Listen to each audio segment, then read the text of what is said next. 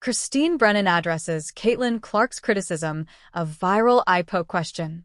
USA Today reporter Christine Brennan doesn't regret the controversial questions she asked Dejonae Carrington about eye-poking Caitlin Clark in the WNBA playoffs. September 22, 2024, Uncasville, Connecticut, USA. Indiana Fever guard Caitlin Clark, 22, reacts to a foul in the first quarter during Game 1 of the first round of the 2024 WNBA playoffs at Mohegan Sun Arena. Mandatory credit. Mark Smithamain Images / Mark Smithamain Images. Among the most notorious moments from the WNBA's 2024 season stemmed from Fever sensation Caitlin Clark getting poked in the eye by Connecticut Sun guard Dejonae Carrington during a September 22 playoff game. One narrative among some fans in the play's aftermath is that Carrington may have poked Clark's eye on purpose. This narrative prompted USA Today journalist Christine Brennan, who is currently writing a book about Clark, to ask Carrington on September 24th, when you went and kind of swatted at Caitlin, did you intend to hit her in the eye? And if so, could you just, or if not either way, could you talk about what happened on that play? Carrington was incredulous at this question, which ultimately prompted enough outrage that the WNBA's Players Association, WNBPA, released a strongly worded statement chastising Brennan for her question over X. Time reporter Sean Gregory asked Caitlin Clark about this entire controversy in a December 10th article, and Clark responded, "Never once did that cross my mind, that the eye poke was on purpose. I've been poked in the eye many times playing basketball. It happens." That whole line of questioning that Carrington got was not appropriate, and I did not like that. Christine Brennan made a December 14th appearance on CNN to promote her new book about the 2024 WNBA Rookie of the Year. When asked about Clark's comment from the Time article, Brennan said, "Well, she has every right to say that. I've interviewed Caitlin Clark, talked to her, asked some tough questions. She never shies away from hard questions. So my experience with Caitlin is that she is very accepting of hard questions. My questions to Dejonae Carrington were actually meant as a conduit for her to clear the air," Brennan continued, per ex-user at Ericaf455. As a journalist, you ask. This was out there, it was a huge issue about what happened, why it happened, and I asked a specific question and a follow-up to give Carrington that opportunity.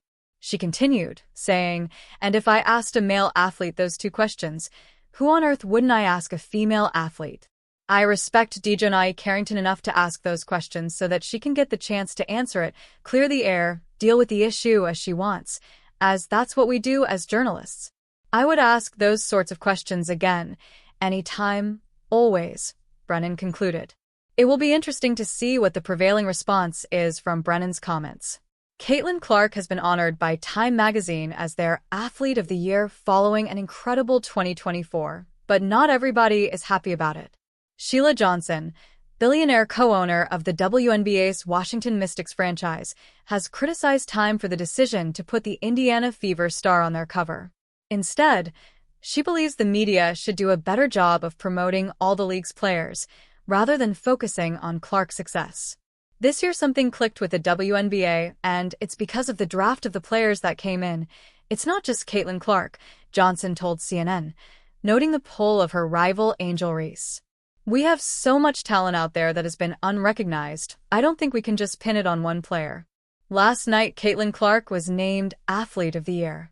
Why couldn't Time magazine put the whole WNBA on that cover and say the WNBA is the League of the Year? Johnson went on to suggest that singling out one player can create hard feelings within the league, and that work needs to be done to help elevate other talent. Her comments, which were shared by CNN Sports on social media website X, quickly went viral. Within 24 hours, the post had been seen more than 3.4 million times and was also community noted by the platform. The note, citing the Washington Post, was attached to the clip of Johnson's rant and read, 31% of the Mystics' total home attendance for the entire 2024 season came from just 2 games against Caitlin Clark and the Fever. Clark's maiden season also coincided with an unprecedented increase in coverage of the league, with viewership numbers consistently broken.